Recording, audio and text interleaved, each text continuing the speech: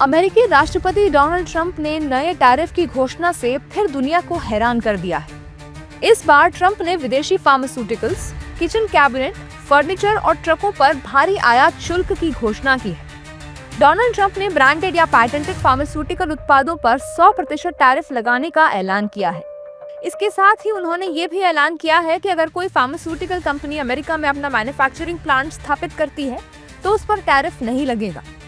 हालांकि market expert Sunil Shah और व्यापारी निरंजन हीरानंदानी का कहना है कि ट्रंप के इस फैसले का भारत पर ज्यादा असर नहीं पड़ेगा।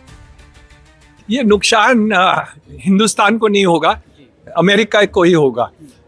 आज की तारीख में देखा जाए तो अमेरिका में जो भी दवाई बन रहे हैं या बिक रहे हैं वो सबसे ज़्यादा महंगे हैं और सस्ते से सस्ते दवाई हिंदुस्तान में अपने भारत में है।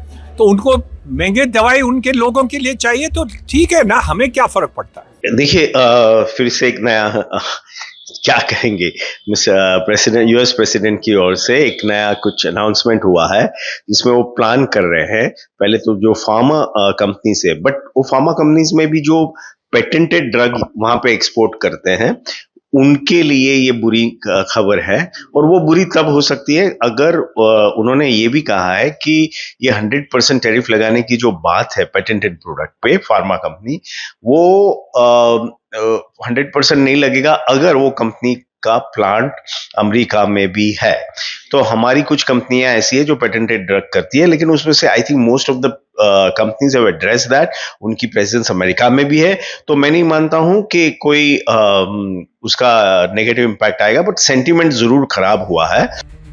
ट्रंप प्रशासन की ओर से फार्मास्यूटिकल उत्पादों पर 100% टैरिफ लगाने पर कांग्रेस भड़क गई है और कांग्रेस नेताओं ने मोदी सरकार पर निशाना साधा है। जो बोलते हैं इस प्रकार हमारे फार्मा पे जो 100% जो टैरिफ लगाया गया है, मोदी जी कर क्या रहे हैं? क्या देश के अर्थव्यवस्था के बारे कितने वो चिंतित है? दो टूक बातें क्यों नहीं होती है?